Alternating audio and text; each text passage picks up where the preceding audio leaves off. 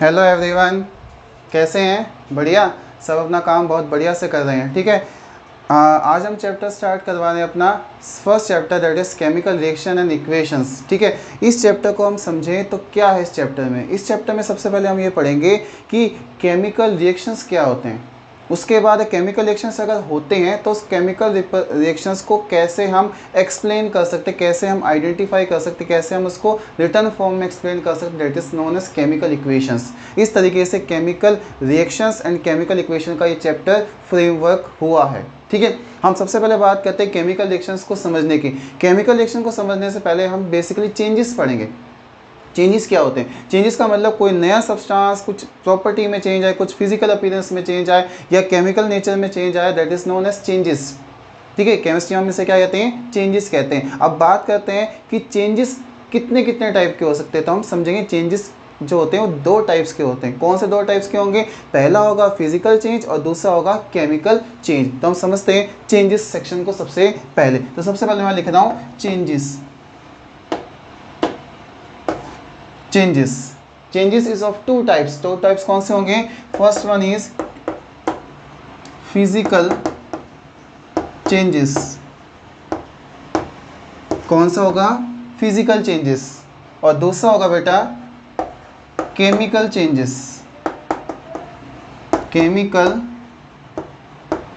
Changes. ठीक है। Chemical changes होगा। ठीक है, समझ में आया? तो एक होगा फिजिकल चेंजेस और एक होगा केमिकल चेंजेस होते हैं। तो हमें दो चेंजेस हमें समझ में आया, एक फिजिकल चेंजेस होगा और दूसरा केमिकल चेंजेस होगा। बात करते हैं फिजिकल चेंज में। तो इस तरीके का चेंज इसमें physical appearance of the substance change होते हैं, लेकिन हम कह सकते हैं बेसिक कंपोजिशन जो है वो क्या हो, वो एज इट इज एज रहे, that is known as physical change. तो the change in which physical appearance of the substance is change but basic composition of the substance is remain same, that is known as physical change. और physical change जो होते हैं उसमें नया substance create नहीं होता।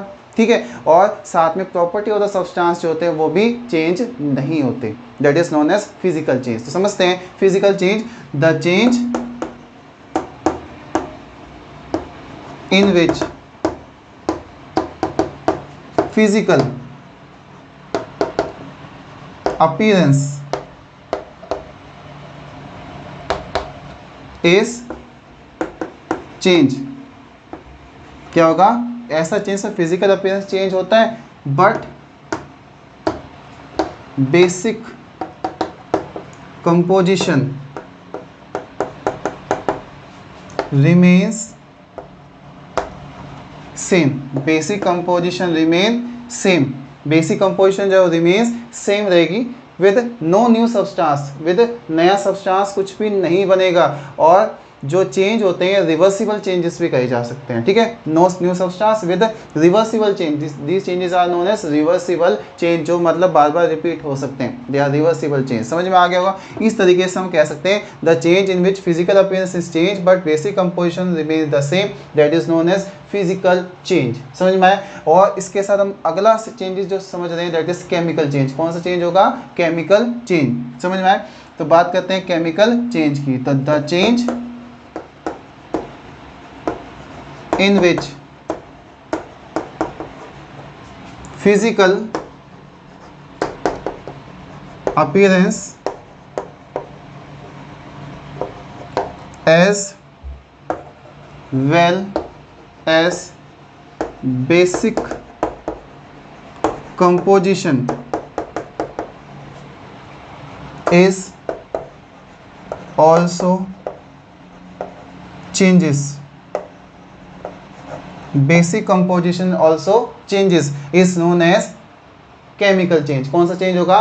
Chemical change. इस तरीके से हमें फंडामेंटल कॉन्सेप्ट समझ में आए। एक होते हैं फिजिकल चेंज और दूसरे होते हैं केमिकल चेंज। अब हम बात करते हैं फिजिकल चेंज की कौन कौन सी कैरेक्टरिस्टिक्स होती हैं और केमिकल चेंज की कौन कौन सी कैरेक्टरिस्टिक्स होती हैं, और उसके बाद हम फिजिकल चेंज के कुछ एग्जांपल समझेंगे और उसके बाद केमिकल चेंज के कुछ एग्जांपल समझेंगे। ठीक है, समझ में आया? तो इस तरीके से हम पहले फिजिकल चेंज को डिटेल में पढ़ते हैं। अभी तक मैंने सिर्फ आपको डेफिनेशंस बताई है फिजिकल और केमिकल चेंज की। अब हम बात करते हैं फिजिकल चेंज के कैरेक्टरिस्टिक्स के बारे में। तो बात करते हैं कैरेक्टरिस्टिक्स ऑफ फिजिकल चेंजेस। ठीक है, किसके बारे में? फिजिकल चेंज की कैरेक्टरिस्टिक्स हम पढ़ेंगे। अब तो फिजिकल चेंज की कैरेक्टरिस्टिक्स कौन कौन सी होती हैं वो हम देखते हैं। तो कैरेक्टरिस्टिक्स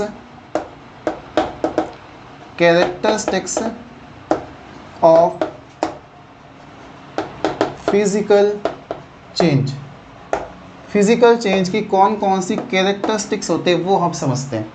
तो फिजिकल चेंज की कैरेक्टरिस्टिक्स है, फर्स्ट है क्या होगा, basic composition remain same, basic composition जो है वो रिमेन सेम रहेगा, फिजिकल अपीयरेंस चेंज हो जाएगी। क्या होगा, फिजिकल, अभी हम समझ के आए हैं, physical appearance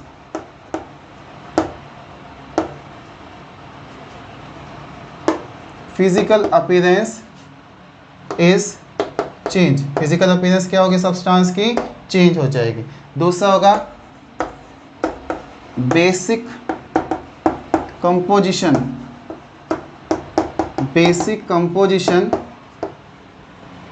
remains same, basic composition क्या रहेगी, सेम रहेगी।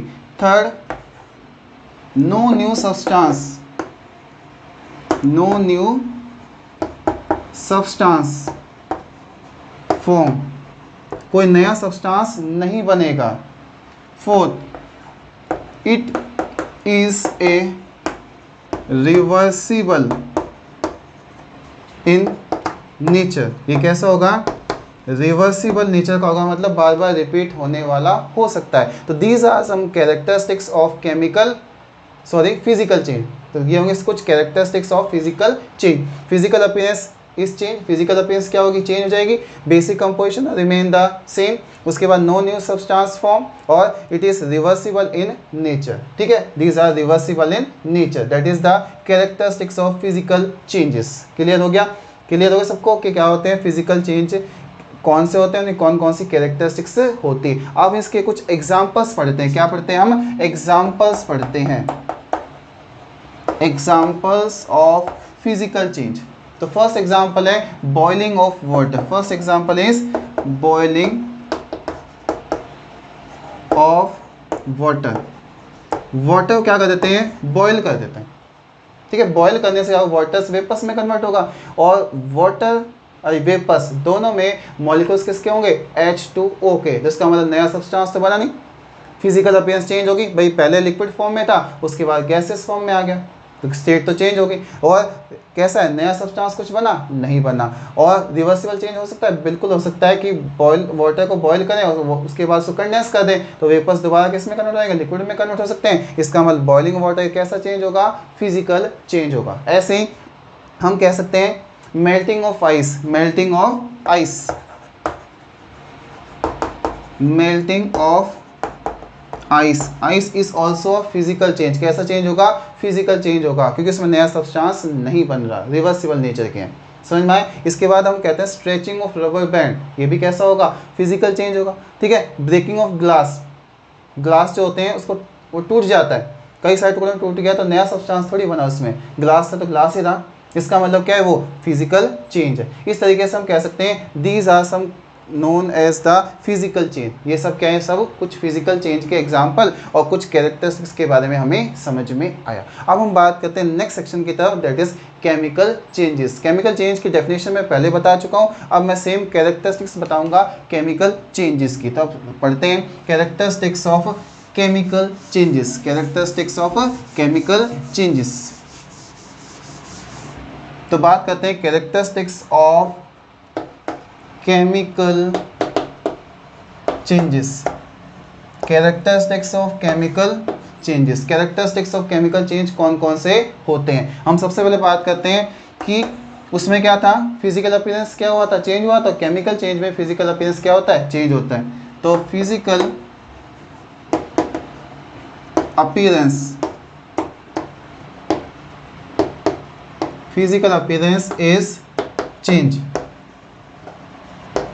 फिजिकल अपीयरेंस क्या होगा, चेंज होगा, वो सेम है दोनों। दूसरी बात करते हैं, उसमें क्या था, बेसिक कंपोजिशन रिमेन सेम, इसमें क्या हो, बेसिक कंपोजिशन चेंज हो जाएगी। Basic composition is change, basic composition of the combining substance जो होगी वो चेंज हो जाती है। कैसे? जब नया सब्सटेंस बनेगा तो बेसिक कंपोजिशन जो चीज़ें थी वो क्या हो गई, नए सब्सटेंस में क्या हो गई, कन्वर्ट हो गई। इसका मतलब कहेंगे जो बेसिक कंपोजिशन है वो क्या हो गया, चेंज हो गया।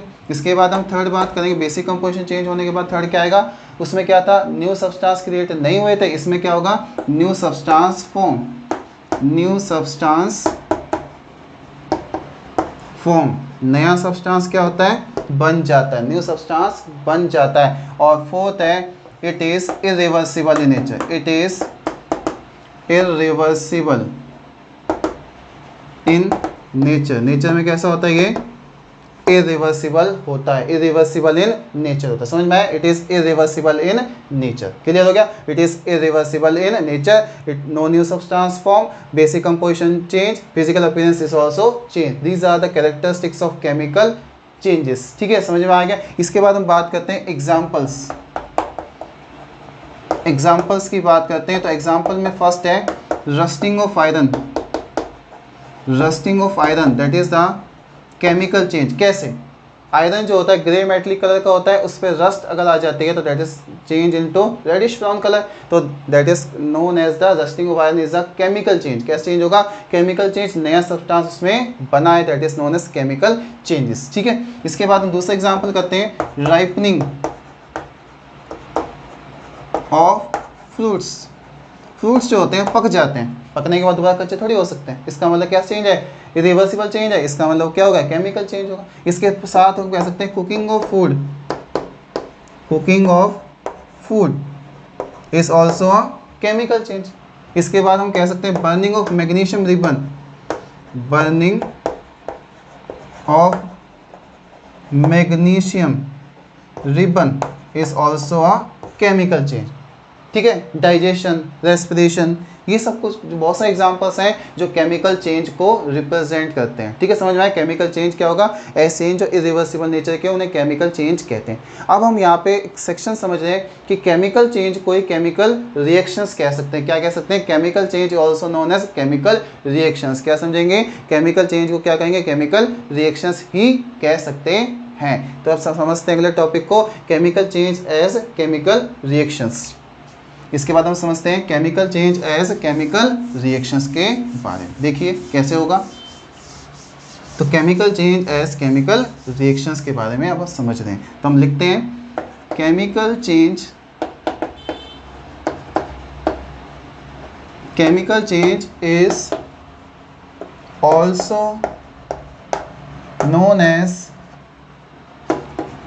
Chemical reactions, chemical change is also known as chemical reaction. Chemical change को ही हम केमिकल रिएक्शंस कह सकते हैं। समझ में आ गया, केमिकल रिएक्शंस मतलब इस तरीके की रिएक्शन जिसमें नया सब्सटेंस बने, प्रॉपर्टी चेंज हो जाए तो, और हम कह सकते हैं डिफरेंट डिफरेंट चेंजेस अगर आ जाते हैं तो that is known as chemical reactions.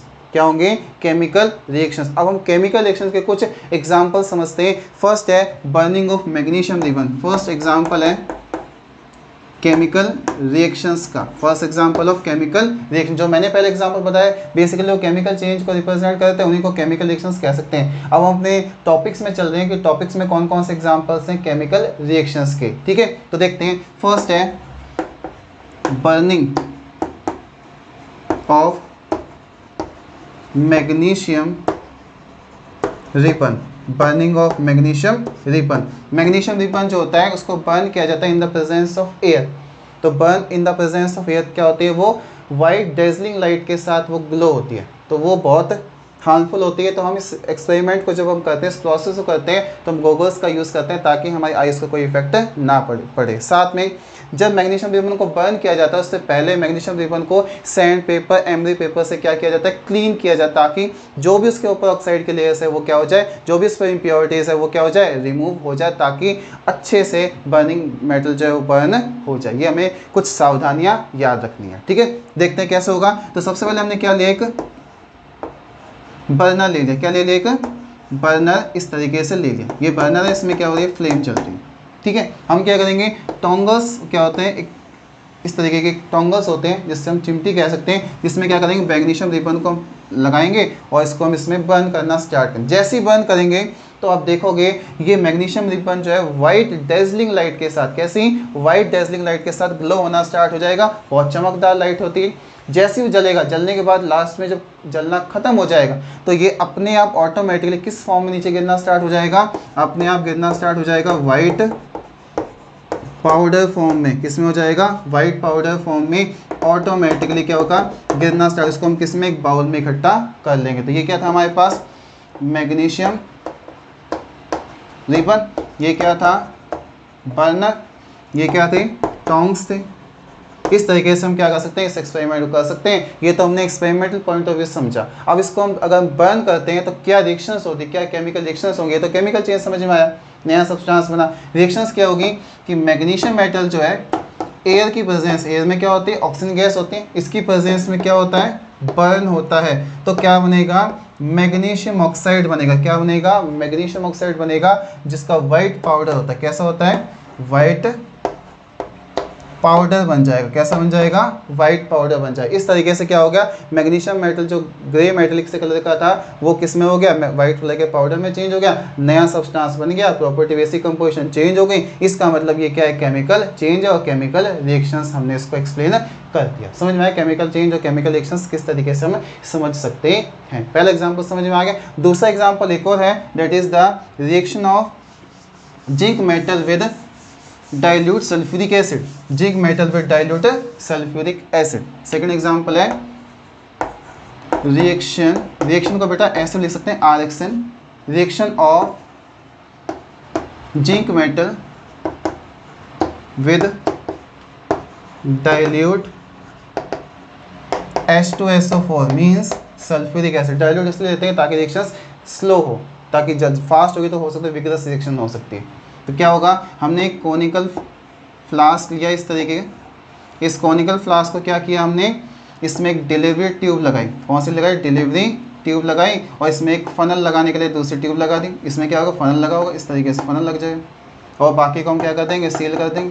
बाकी जगह को क्या कर देंगे भाई, सील कर देंगे। इस तरीके से हो गया। इसके अंदर क्या डालेंगे, जिंक ग्रेन्यूल्स। क्या डालेंगे, जिंक ग्रेन्यूल्स डालेंगे। क्या डालेंगे भाई, जिंक ग्रेन्यूल्स, जिंक के दाने, दैट इज जिंक ग्रेन्यूल्स। क्या होंगे, जिंक ग्रेन्यूल्स क्या होंगे, जिंक ग्रेन्यूल्स में डाल दें। ऊपर फनल से क्या डालेंगे, H2SO4, डाइल्यूट H2SO4। क्या डालेंगे, डाइल्यूट H2SO4। तो क्या होगा, रिएक्शंस होगी। रिएक्शन होने के बाद क्या होगा, यहाँ पे हम एक मैस्टिक भी ले सकते हैं या फिर कैंडल ले सकते हैं। बर्निंग मैस्टिक या कैंडल हम यहाँ पे फिट कर सकते हैं। जैसे ही मैंने कैंडल को यहाँ पे फिट किया, बर्निंग कैंडल को या मैस्टिक को यहाँ पे लगाया, लगाते के साथ क्या होगा, जो इसमें से गैस निकलेगी उसके क्या होगा, बबल्स बनेंगे। बबल्स जो बनेंगे वो कैसे आएंगे, उसके पॉपिंग साउंड आएगी। तो इसका मतलब इसमें जो आइडेंटिफाई हो रहा है कौन सी गैस प्रोड्यूस हो रही है, H2 गैस प्रोड्यूस हो रही है। क्या हो रही है, बर्निंग साउंड है, इसका मतलब H2 गैस इसमें प्रोड्यूस होगी। बबल्स बेसिकली अगर हम इस सॉल्यूशन को किससे पास कर दें, एक सोप सॉल्यूशन, बबल्स बनेंगे। बबल्स से क्या होगा, फाइनली वो ब्रस्ट होगा और पॉप साउंड प्रोड्यूस होगा। यहाँ पे हम डायरेक्ट पॉप साउंड प्रोड्यूस कर सकते हैं। समझ में आए, इस तरीके say that is the experimental point of view that reactions. अब इस रिएक्शन को समझते हैं क्या है। तो क्या रिएक्शन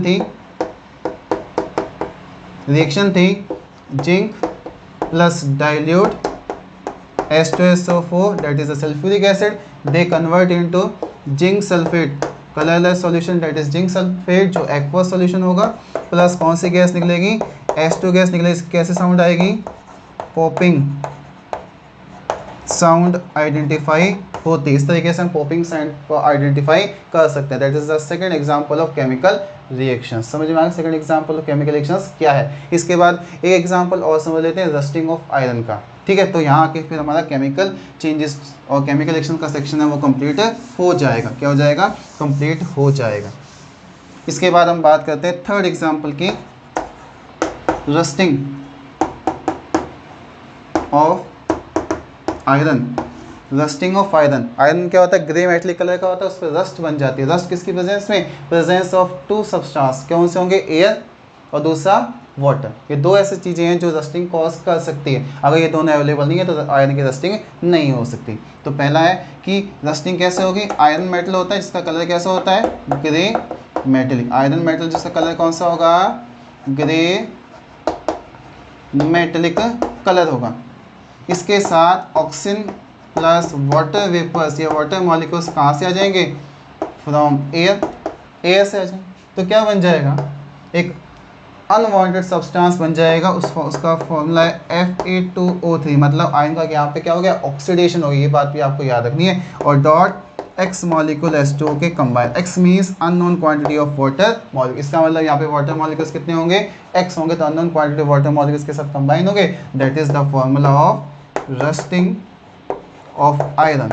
और rusting of iron is a chemical change, क्योंकि इसका कलर कैसा हो जाएगा, रेडिश ब्राउन कलर हो जाए। इस तरीके से ग्रे मेटलिक से कैसा हो गया, रेडिश ब्राउन कलर हो गया। इसका मतलब rusting of iron is a chemical change. क्या होगा, केमिकल चेंज होगा। समझ में आया केमिकल चेंज क्या होते हैं। तो मैंने आज आपको समझाया फिजिकल और chemical change, basic the introduction of this chapter. समझ में आएंगे, that is the chemical change and physical change. तो यहाँ के टॉपिक कंप्लीट हो गया। Thank you.